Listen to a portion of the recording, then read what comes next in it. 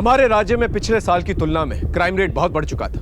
हर police थाने में हर police officer पर बहुत जिम्मेदारी और बहुत प्रेशर होता है लॉ एंड ऑर्डर मेंटेन करने का। हम हर केस में मानसिक और शारीरिक तौर पे जुड़े रहते हैं। ये केस भी कुछ ऐसा ही था जिसने हमें हिलाकर रख दिया था। इस केस में इतनी दस्तकें थी कि असली मुजरिम और उसके मोटिव तक पहुंचने के लिए हमें बहुत मेहनत करनी पड़ी।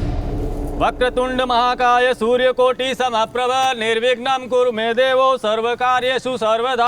मंगलम भगवान विष्णु मंगलम गरुड़ध्वज मंगलम पुंडरीकाक्षाय मंगलाय तनोहरे। लक्ष्मीकांतं कमलनयनं योग विद्यानगम्य। ओम सोम सोमाय नमः। ओम शांति शांति शांति। आरती,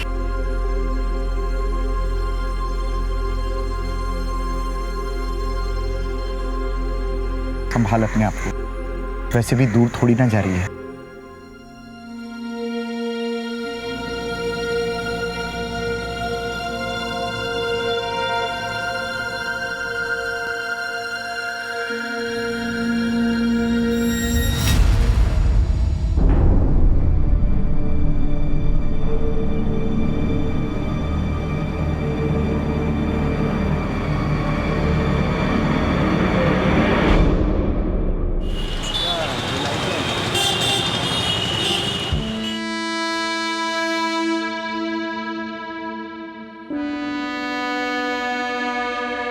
पापा, मैं आपके साथ ही सोऊंगा।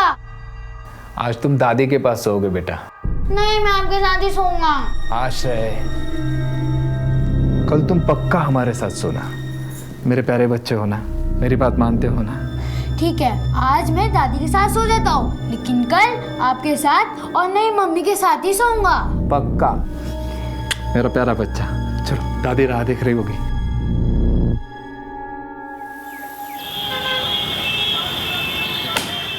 राजीव, तुमने इस बार भी अपना मंथली रिकवरी टारगेट पूरा नहीं किया है। अगर नहीं हो रहा हो तो बता दो मुझे, तुम्हारा रिप्लेसमेंट ढूंढना पड़ेगा। नहीं सर, मैं पूरी कोशिश करूंगा सर। आप तो जानते हैं सर मेरी हालत, इसीलिए मौका दे रहा हूं।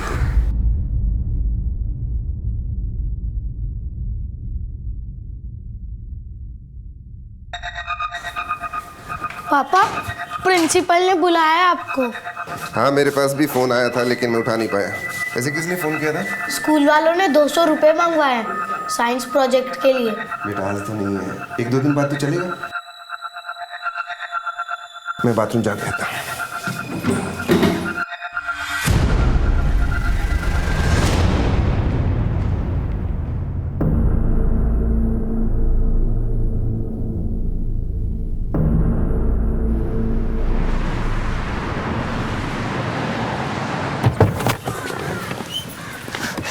नमस्ते नमस्ते नमस्ते।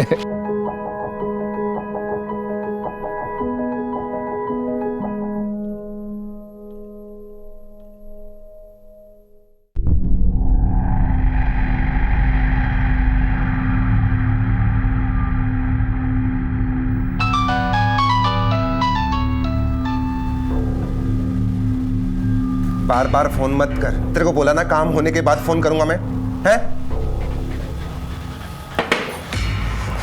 इतना गुस्सा मत कीजिए, बनने वाला काम भी बिगड़ जाएगा। ये लीजिए। हाँ हाँ, जानता हूँ सब। इस बार ये वसूली का काम नहीं हुआ तो कुछ और करना पड़ेगा। संभल के जाइएगा।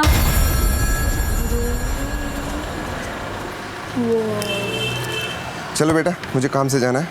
मैं भी आऊंगा आपके साथ। बेटा मुझे कुछ अर्जेंट काम से जाना है। चल मैं तो। भी आऊंगा बस। चल पीछे बैठ।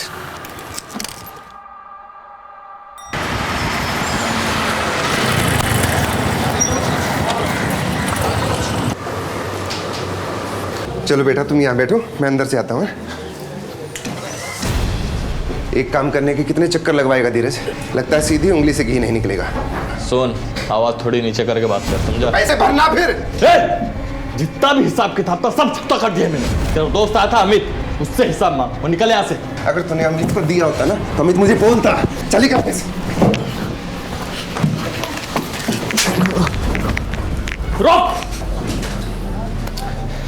धीरज चल, जल्दी जल्दी।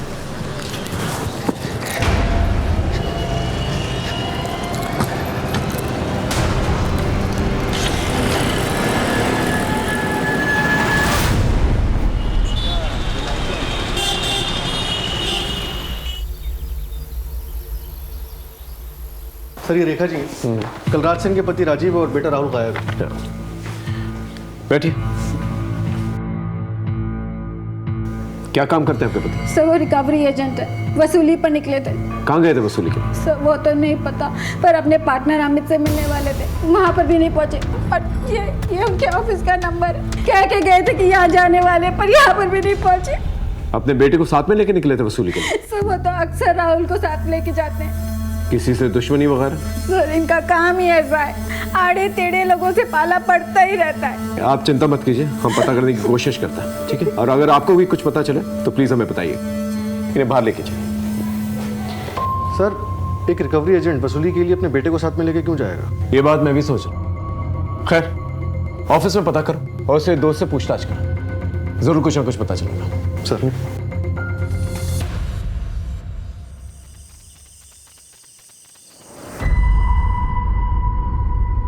The number you are trying to call is currently switched off. The number you are trying to call is currently switched off.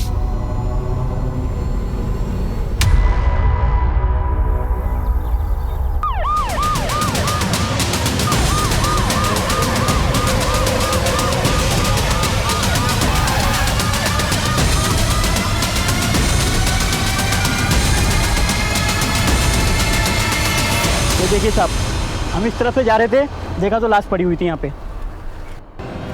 ये तो राजीव है, कल ही इसकी वाइफ उसके और उसके बच्चे की मिसिंग कंप्लेंट लिखवा के गई थी। सर पर चोट का निशान है, लगता है मौत इसी चोट की वजह से हुई है। वैसे बॉडी को देख के लगता है कि मरने से पहले इसने काफी स्ट्रगल किया होगा। वसूली के लिए निकला था और यहाँ आकर मारा गया। इसके साथ इसका बेटा भी था। तुमने किसी बच्चे को देखा? नहीं साहब। सर राजीव के ऑफिस से पता चला है कि आखिरी बार वो वसूली के लिए किसी वर्मा नाम के बिजनेसमैन के पास गया था, और वर्मा के ऑफिस से पता चला कि वो भी अब गायब है और उसका फोन भी स्विच ऑफ है। कहीं ऐसा तो नहीं कि मर्डर उसी से लिंक्ड हो? गणेश नगर इस जगह से काफी दूर है। इसके साथ इसका बच्चा भी था। कहीं से मार के इसके बच्चे को तो नहीं उठा के ले गए, या फिर इसके बच्चे को भी यहाँ पर मार कर रख दिया। आसपास का एरिया चेक करो और लोगों से पूछताछ करो। Yes sir. इसके कॉल डिटेल्स निकालो, देखो आखिरी बार किससे बातचीत हुई इसकी। सर ये वसूली वालों के आए दिन लोगों से पंगे होते रहते हैं। मर्डर वसूली के लिए हुआ है कुछ और, ये पता लगाना होगा। इसके क्लाइंट का क्या नाम था? वर्मा सर। उसका मोबाइल ट्रैकिंग पे डालो और उसके ऑफिस और घर पे नजर रखो। इसकी पत्नी और इसके दोस्त अमित को इन्फॉर्म करो। Right sir.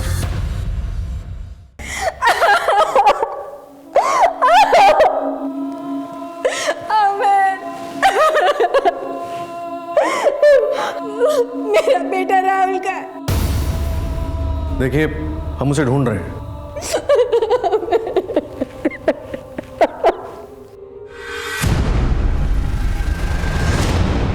सर रेखा की हालत मुझसे देखी नहीं जा रही है, प्लीज कुछ कीजिए सर। राजीव का आखिरी कॉल तुम्हें ही आया था ना? लेकिन वो आया ही नहीं, लगता है अपने पर्सनल काम से कहीं चला गया। ये वर्मा का राजीव से क्या झगड़ा था?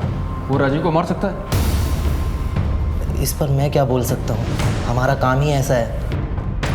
सर वर्मा के बारे में कुछ पता चला? वो तो हम पता कर लेंगे, फिलहाल तुम रेखा जी का ख्याल रखो।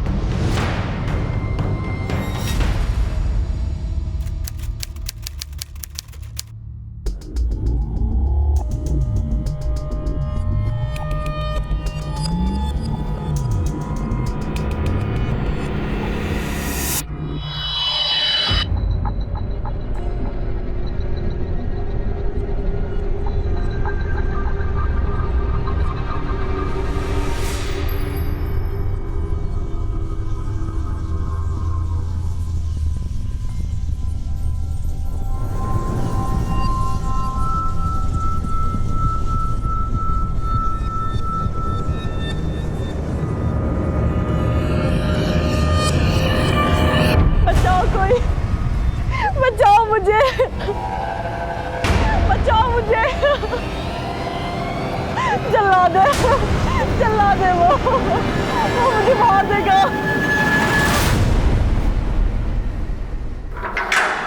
सद्दू चल, तेरी वेल हो गई है। अरे विश्वास, मेरी बेल हो गई।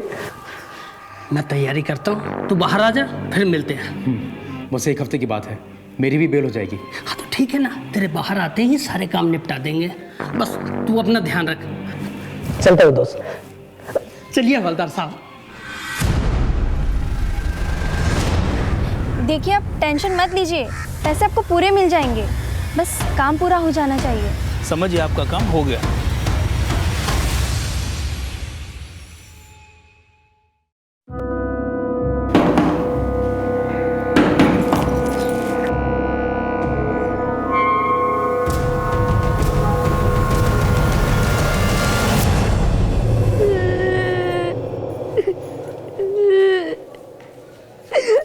क्या हुआ? फिर कहाँ चली गई तुम्हारी माँ? कहीं गई है। यहीं कहीं होगी, रो मत। आरती, आरती,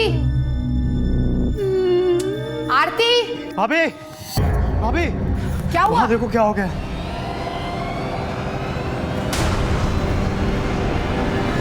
वो देखो।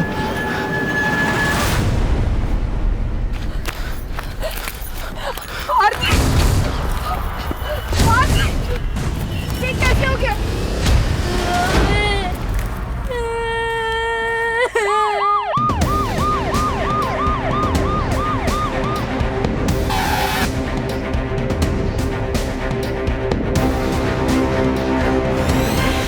सर लगता है कोई जैसे किसी धारदार हथियार से मार किया गया। आप कौन? मेरी ननद नहीं, मैं घर पर ही थी, कुछ काम से अपने कमरे में गई थी तो उस तरफ है हमारा घर। किसी ने कुछ देखा? साहब हम लोग खेत की तरफ जा रहे थे, तब देखा लाश यहाँ पड़ी हुई थी। आते जाते किसी को देखा था? नहीं साहब। और आप? मैं आरती का भाई रजत।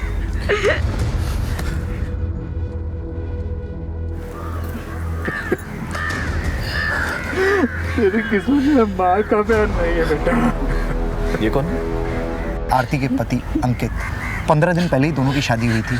शादी के बाद आरती पहली बार मायके आई थी। उसका मर्डर हो गया। दोनों के बीच में सब कुछ ठीक था?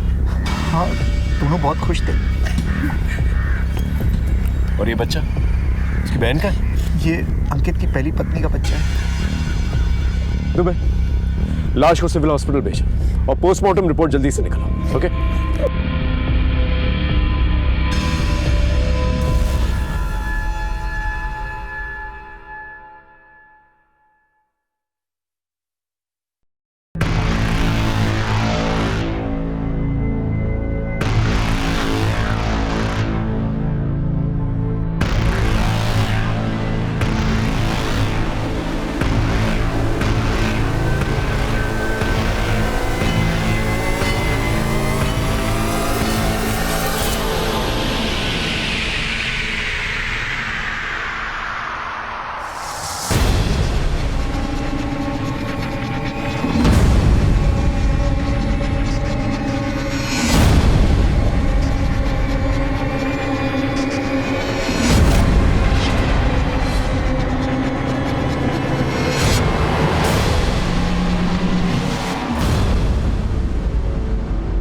आपकी पत्नी को इतनी बेरहमी से मारा गया, आपको किसी पे शक है?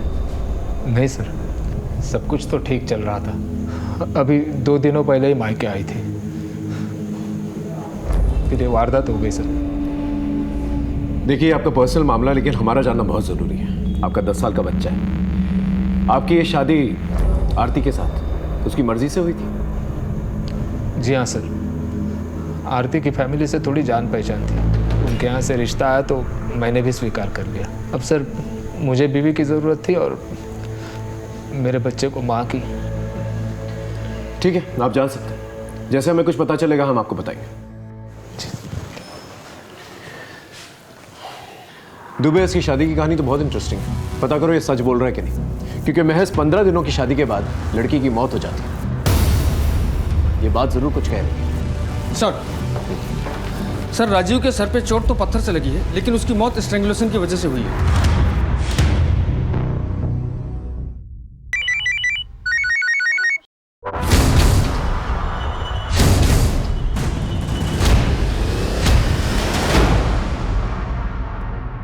जिस थाने में मैं था वहां पर 25 केसेस ऑलरेडी एक्टिव थे, लेकिन जिस पर्टिकुलर केस की मैं बात कर रहा हूं वो सबसे ज्यादा कॉम्प्लिकेटेड था और इंक्वायरी के दौरान ये बात सच भी साबित हो गई। हम एक साथ 2 मर्डर केसेस सॉल्व करने की कोशिश कर रहे थे, जो कब और कैसे जुड़ने वाले थे इसका अंदाजा हमें भी नहीं था। कहाँ है बच्चा?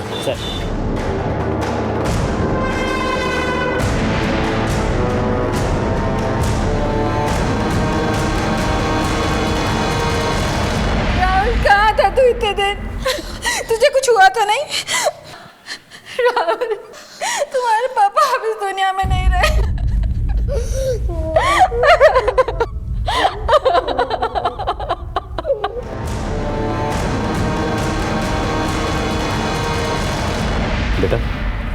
बेटा तुम वहाँ कैसे पहुँचे? पापा ने मुझे एक शॉप पे छोड़ के चले गए। अब सुनो, तुम यहाँ आधे घंटे बैठो, मैं भी आता हूँ, और भूख लगे तो कुछ खाना खा लेना, ठीक है? कहीं जाना मत।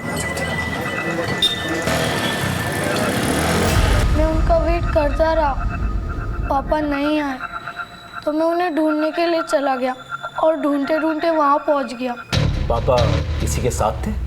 अकेले थे। कुछ बताया किससे मिलने जा रहे थे? नहीं सर। अच्छा बेटा, इससे पहले तुम वहाँ पहुँचे, क्या हुआ था? क्या तुम वर्मा अंकल के ऑफिस में गए थे? जी सर, वहाँ पापा का वर्मा अंकल के साथ झगड़ा हो गया था। अगर तुमने अमित को दिया होता ना तो अमित मुझे बोलता। चलिए ऑफिस।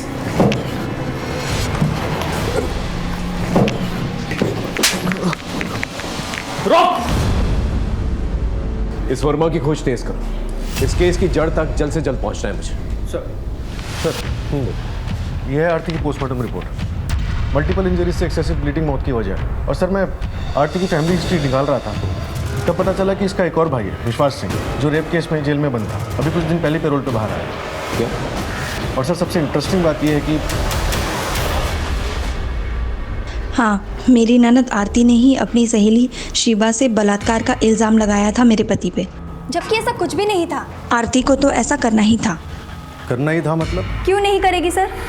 मेरे पति उसकी राह में रोड़ा जो बन रहे थे। कैसा रोड़ा? साफ साफ बताइए। सर वो आरती और दीपक के बीच कुछ चल रहा था। भैया कहाँ रखे इसे? ऐसी जगह रखना जहाँ खराब ना हो।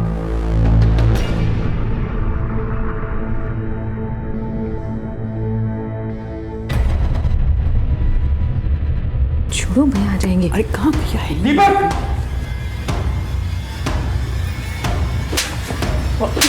तेरी 2 कौड़ी की औकात नहीं, हमारे घर की इज्जत पर हाथ डालता है। आंखें निकालूंगा मैं तेरी। चल चल निकल यहाँ से। क्या हुआ? और दोबारा दिखाई मत पड़ना। और तू?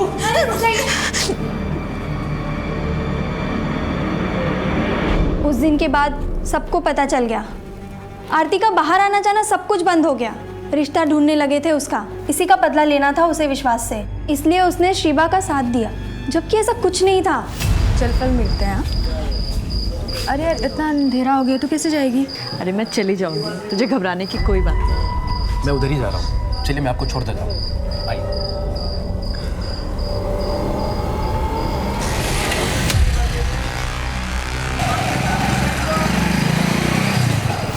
आपके पति फिलहाल जेल से बाहर है, पैरोल पे। आरती के मर्डर से ठीक 2 दिन पहले। कहीं ऐसा तो नहीं कि उन्होंने आरती से? सर मुझे नहीं पता कि कब वो जेल से बाहर निकले, और मरा हुआ आदमी क्या किसी को मारेगा सर? सब कुछ तो चला गया, घर बार बिजनेस। 10,000 मिलते हैं रजत भैया से। मैं भी उनको बाहर निकालने के लिए वकील से मिल रही थी। देखिए आप टेंशन मत लीजिए, पैसे आपको पूरे मिल जाएंगे, बस काम पूरा हो जाना चाहिए। ये दीपक कौन है? मुझे नहीं पता, ये नौकर वॉकर रखने का काम तो रजत जी और विश्वास करते थे।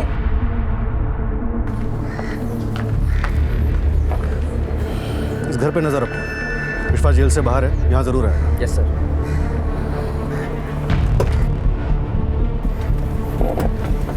रजत के घर की तरफ ले।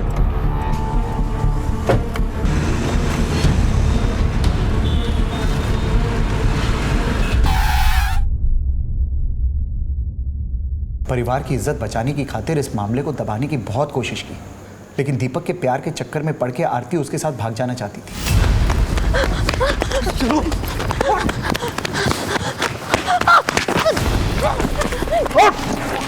घर की इज्जत मिट्टी में मिलाएगी तू?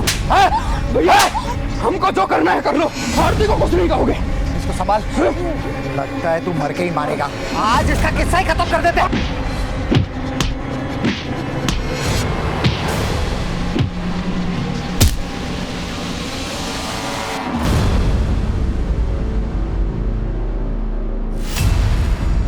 मामला इतना बढ़ गया था कि पंचायत तक पहुंच गया।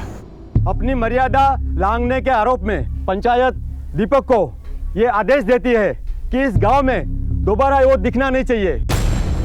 अगर वो पंचायत के फैसले के विरुद्ध गया तो अपनी जान गंवा बैठेगा। चल माफी मांग और चला जाए यहाँ से। माफ कर दो सरपंच जी। सर हमारी बहुत बेइज्जती हो गई थी। गांव में कोई आरती से शादी करने को तैयार नहीं था, इसलिए अंकित से उसकी शादी तय कर दी। हमने उसे बहुत समझाया और फिर बाद में वो खुद ही मान गई। भैया हमें माफ़ कर दीजिए, हमें आपका फैसला मंजूर है। आपने अपने छोटे भाई विश्वास के बारे में नहीं बताया। इसमें बताना क्या है? विश्वास जेल में है और उसका इस सब मामले से कुछ लेना देना नहीं है। विश्वास फिलहाल जेल से बाहर है, पर वो आप लोगों से मिलने नहीं आया। और जिसके साथ वो जेल में था, सत्तू, उसकी रिहाई आरती के मर्डर के कुछ दिन पहले ही हुई थी। इस सत्तू पर 4 मर्डर के आरोप है। लेकिन विश्वास ऐसा क्यों करेगा? क्योंकि आरती की सहेली शिवा ने विश्वास के ऊपर रेप का आरोप लगाया था और आरती ने खुद इस बात की गवाही दी थी। इसकी बिना पे विश्वास को जेल हुई। मैं ये बात कभी भी नहीं मान सकता कि विश्वास अपनी बहन का कत्ल कर सकता है या करवा सकता है। दीपक इस वक्त कहाँ है? दीपक का तो पता नहीं, लेकिन उसके बाप का पता मालूम है।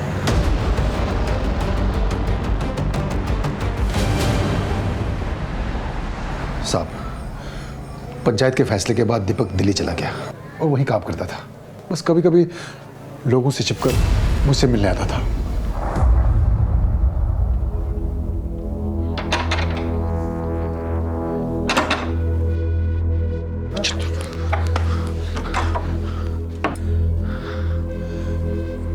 बेटा, तू इस तरह जान जोखिम में डाल के मत आया कर।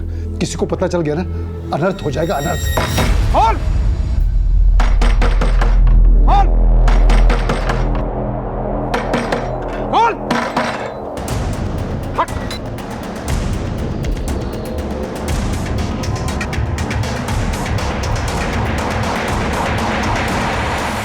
बस उस दिन से न दीपक दोबारा आया और ना ही उसकी कोई खबर आ गई। क्या हुआ था दीपक के साथ? साहब, सोच के ही दिल घबरा जाता है। मुझे तो लगता है कि उन लोगों ने मार दिया होगा दीपक को। किसने? आरती की फैमिली ने? और कौन हो सकता है साहब? सारे फसाद की जड़ तो वो आरती है। दीपक के प्यार में इतनी पागल थी कि शादी के बाद एक बार मुझसे मिलने आई थी। कुछ पता चला? सब कुछ तो चला गया, अब क्या बाकी रहा? और तुम भी चली जाओ, दोबारा आना मत इस तरफ, यही तुम्हारे लिए अच्छा रहेगा। इसके चक्कर में ही तो मेरा बेटा मुझे गंवाना पड़ा। ठीक है, आप मिसिंग कंप्लेंट दर्ज कराइए, बाकी हम देखते हैं। ठीक है साहब।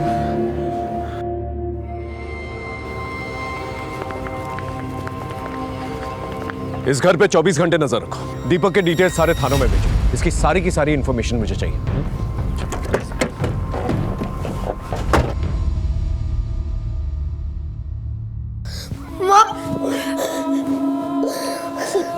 माँ मैं बहुत बुरा हूँ माँ। मैंने पापा की जेब में से पैसे चुराए थे।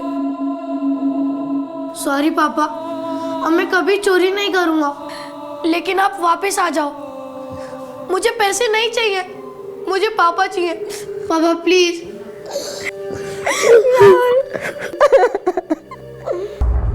सर, दीपक के गांव से लेकर दिल्ली तक के सभी कॉन्टैक्ट्स को सर्च किया, लेकिन उस रात उसकी किसी से भी बात नहीं हुई थी। सर, कहना मुश्किल है कि उसके साथ उस रात क्या हुआ होगा। जहां उसकी लाश मिली वहां से 100 मीटर की दूरी पर एक शमशान भूमि है, जहां लगभग हर एक घंटे में एक लाश आती है। उस रात भी एक लाश आई थी, एक लावारिस लाश।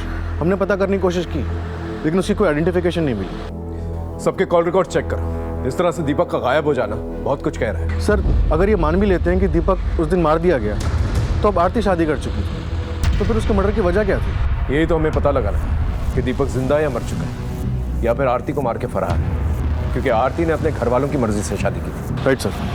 सर, हाँ, वर्मा का पता चल गया है।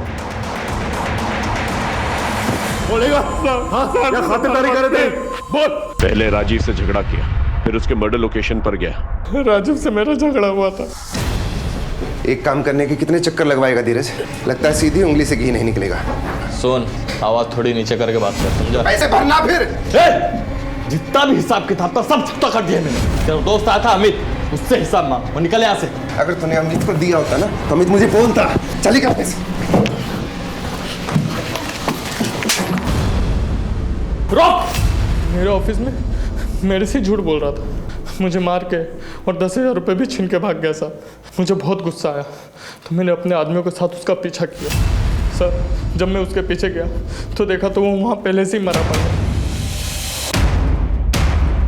मैं फंस गया, मेरा झगड़ा हुआ था उससे, और क्या करता मैं, इसलिए डर के वहाँ से भाग गया। आप चाहे तो मेरे आदमियों से भी पूछ सकते हो। तेरी वसूली का अमाउंट अमित ने सेटल किया था? हाँ सर। सर, रेखा भाभी के कहने पर ही वो सेटलमेंट किया था। घर के हालात ही इतने ख़राब हैं। राजीव मार्जिन से ज़्यादा पैसे मांग रहा था वर्मा से। राजीव से ज़्यादा तुझे घर की चिंता है? सर, मैंने ही कहा था अमित से सेटलमेंट करने के लिए, भला कम ही सही, कुछ तो पैसे आते कमीशन के। यार राहुल के स्कूल से फ़ोन आने लग गए थे कि फ़ीस जमा करो। अपने पति राजीव से बात करने की जगह आपने अमित से बात की, क्यों? सर, वो सुनते तो मैं ज़रूर करती, पर वो हमेशा गुस्से में आके लोगों से उलझ पड़ते थे। अपने स्वभाव की वजह से उसने कभी तुम्हें मारा पीटा था? नहीं सर, कभी नहीं। अब राजीव के बाद आपके घर का खर्च कैसे चलता है? आप तो नौकरी नहीं करती ना? सर, वो फिलहाल तो अमित ही मेरे घर का खर्चा चला रहे हैं, पर वो मेरी मदद करें कि बहुत जल्दी मुझे जॉब मिल जाए। दोस्त के पीठ पीछे दोस्त की डील तोड़ दी, घर में कुंडली मारकर बैठे हो, और जैसे ही मौका मिला राजीव को रास्ते से हटा दिया।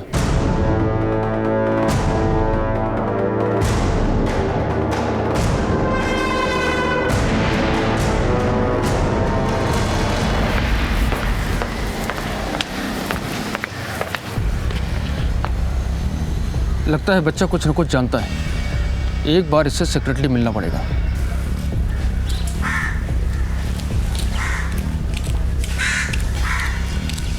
बेटा सुनो, इधर आओ। घबराओ मत। चॉकलेट खाओगे? ये लो, तुम्हारे लिए। अरे लो, ये तुम्हारे लिए है। अच्छा ये बताओ, उस दिन तुम अपने पापा के बारे में शायद कुछ बताना चाह रहे थे। बताओ क्या बात थी? बिल्कुल मत घबराओ, बोलो बोलो।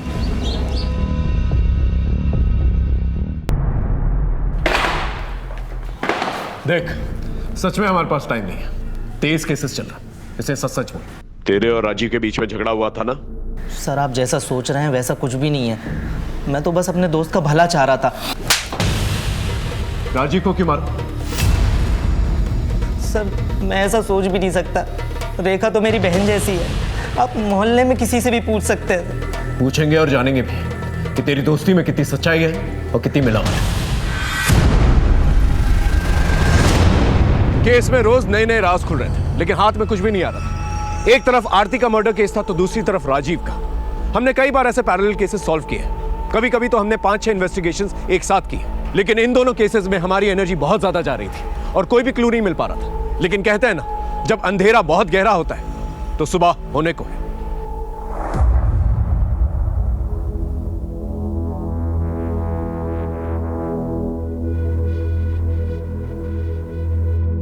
सर, आपका अंदाजा सही निकला।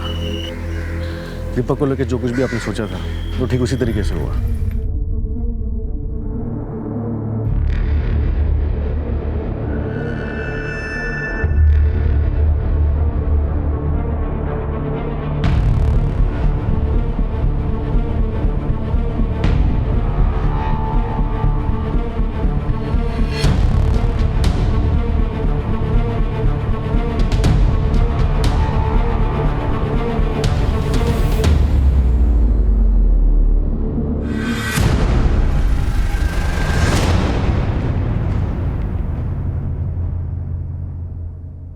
तू तो कह रहा था तेरा बेटा मर चुका है। कौन है ये?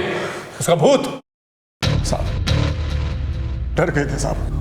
हमको लगा हमारा बेटा दीपक फंस ना जाए, इसलिए हम झूठ बोले थे साहब। बहुत झूठ बोल लिया तू। अब तेरा बेटा सच बोलेगा। बोल, क्या मामला है? सब वो लोग तो हमें उस दिन मार ही डालते, लेकिन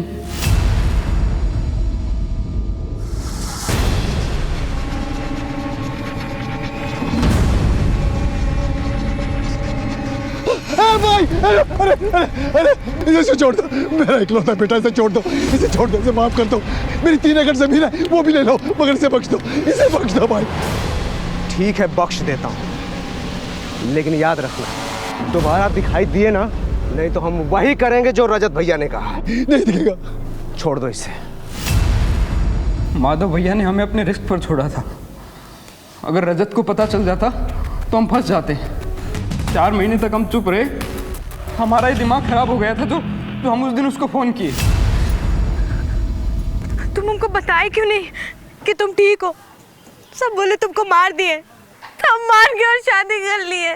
क्या करते आरती, हमको जान का बहुत खतरा था, इसलिए अब हम तुमको फोन किए हैं। देखो, अभी भी कुछ नहीं बिगड़ा है। हम ना 6 दिन बाद घर जाएंगे, वहां से भाग जाएंगे, किसी को कुछ पता नहीं चलेगा। नहीं आरती, तुम्हारी शादी हो गई है अब। तुम सोचो कि हम मर ही गए थे उस दिन।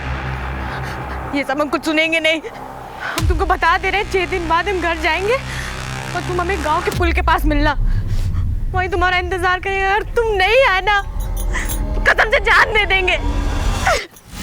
पर वो मान ही नहीं रही थी। हम उसे समझाने नहीं जाते तो वो कुछ उल्टा सीधा कर बैठती। समझाने गया था, निपटाने कहाँ सर, हम तो पुल के पास पहुंच ही नहीं पाए। रुक रुक, क्या सर? क्या प्रॉब्लम है? अभी कौन हो भाई? किया क्या है मैंने?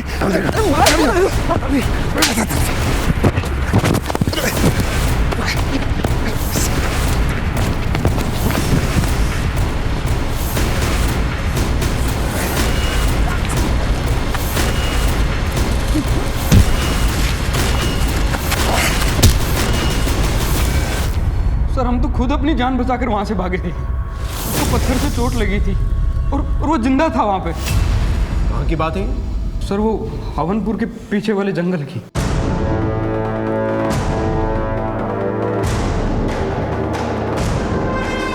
क्या ये वही आदमी है?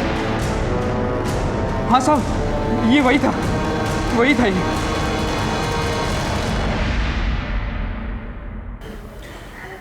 क्या आप लोग इसे पहचानते हैं?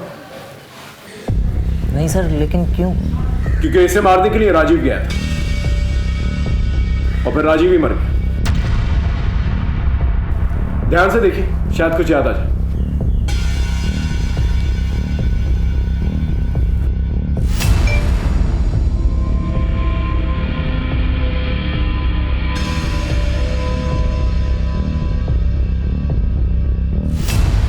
हाँ सर, अब याद आया।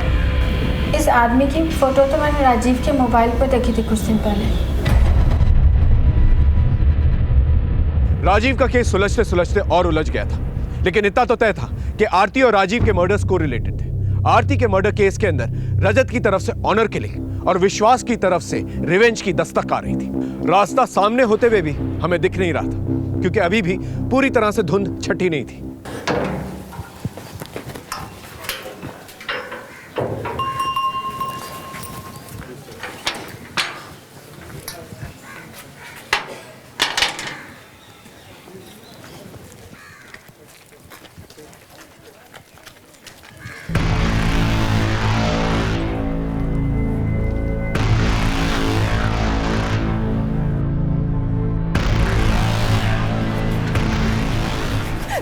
विशाल!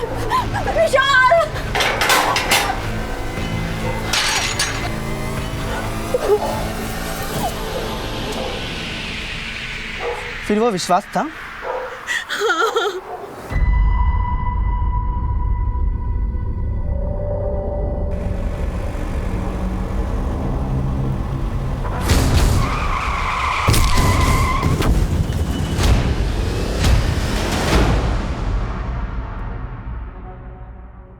सर, राजीव के फोन में ये नंबर मिला है। शायद इसी नंबर से दीपक का फोटो भेजा गया होगा, जो किसी फेक आईडी पे रजिस्टर्ड है। केरला का एड्रेस है। जिस बात का मुझे शक था वही। दीपक को ये नंबर दिखाओ, पता करो ये किसका नंबर है। हम रिवर्स ऑर्डर में ट्रैक करेंगे। Okay sir. सर एक बात और, साहिलाबाद से खबर आई है कि विश्वास ने शिवा पे हमला किया है। क्या? साहिलाबाद पुलिस स्टेशन को अलर्ट करो और इस विश्वास को पकड़ो। इससे पहले अपनी बहन को मारा, अब अपने दुश्मनों के पीछे पड़ा। इससे पहले कुछ और करे, धर लो उसे। सर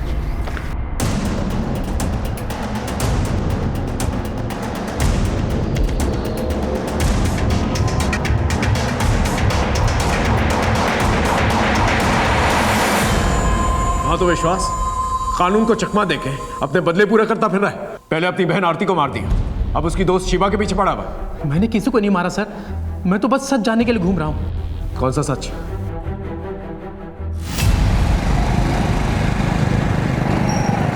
सीधे घर ही चलेंगे क्या?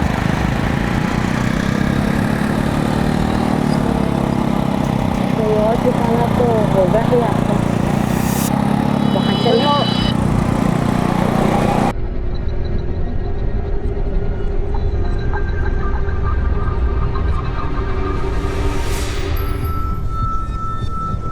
हम बहक गए थे सर, लेकिन शिवा ने सब कुछ प्लानिंग के साथ किया ताकि वो मुझे फंसा सके। वो भला तुझे क्यों फंसाना चाहिए? सर ये पूरा खेल मेरे बड़े भाई रजत का खेला हुआ है। मैं कारोबार संभाल रहा था और उसने मुझे झूठे इल्जाम में फंसाकर अंदर करवा दिया। वो बाहर लाखों कमा रहा है और मेरे बीवी बच्चों को क्या मिल रहा है? बस 10,000 रुपए की भीख। तुम्हें तो यकीन से कैसे कह सकता है? सर इससे बड़ा सबूत क्या होगा कि वो मुझसे मिलने के लिए जेल भी नहीं आया, नहीं मेरी बेल करवाई। आरती को उसी ने मरवाया है सर। हम पर जानलेवा हमला भी इसी बात का सबूत है।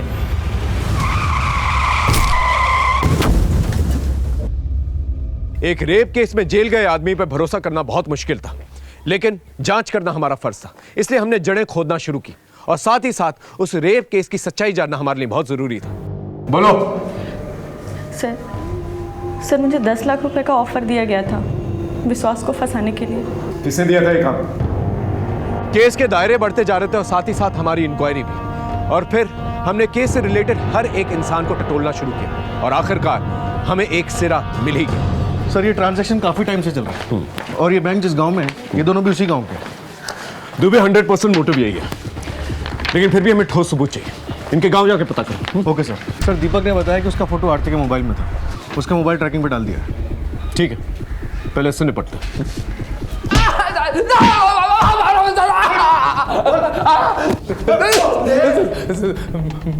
बताता हूँ सब बताता हूँ, सब मारे साहब। ये सच है कि वो अकाउंट मेरा है, हम एक ही गांव के रहने वाले हैं साहब, तो उसने हमारी मदद कर दी थी। इसमें बुराई क्या है साहब? बुराई अकाउंट में पैसे मंगवाने में भी है और राजीव की मर्डर लोकेशन में जाने में भी। मैंने कहा था साहब, ये ऐसे नहीं बोलेंगे, अच्छे से कूटे से फिर बुला रहा हूँ। हमें तेरे कॉल रिकॉर्ड से पता चला है कि तू राजीव के मर्डर लोकेशन पर गया था। साहब ये मैं आरती से सच में प्यार करने लगा था। मेरा बच्चा आश्रय उसे अपनी सगी माँ मानने लगा था साहब। मैं किसी भी हालत में उसको खोना नहीं चाहता था, लेकिन वो दीपक फिर से उसकी जिंदगी में आ गया था। तुम उनको बताए क्यों नहीं कि तुम ठीक हो?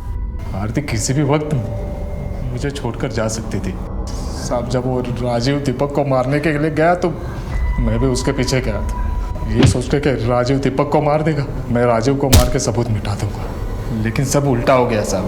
वो दीपक राजीव को घायल करके वहाँ से भाग गया।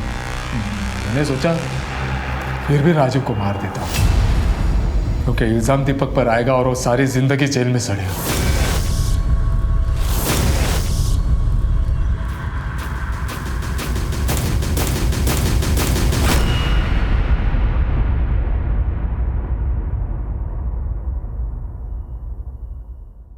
राजीव को सुपारी दी मारने के लिए और फिर उसे ही मार दिया। आरती को भी तू नहीं मारा ना? आरती की हत्या से मेरा कोई लेना देना नहीं। हाँ, मैं मानता हूँ कि राजीव की जान मैंने ली थी, लेकिन सुपारी मैंने नहीं दी थी साहब। तूने नहीं दी तो फिर किसने दी?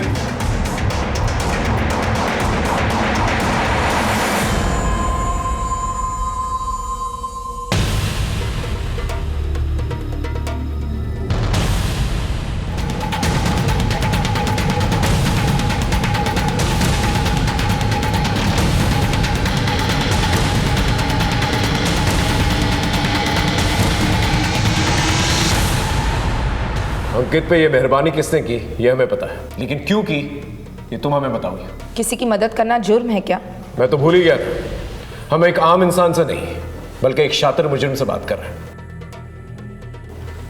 लेके आओ उसे।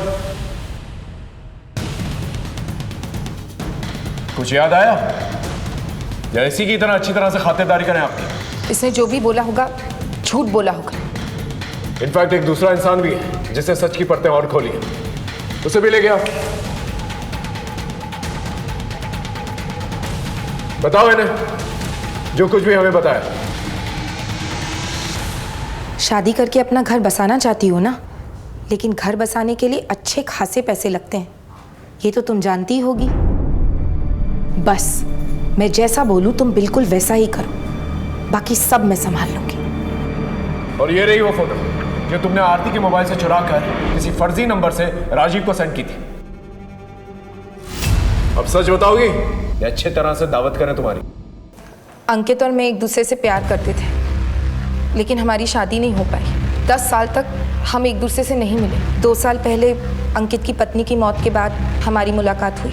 रजत को अगर सब कुछ पता चल जाता तो हाथ से सब कुछ निकल जाता। सारी प्रॉपर्टी, सारा बिजनेस, सब कुछ जो छोटा होने के बावजूद भी विश्वास के हाथ में था।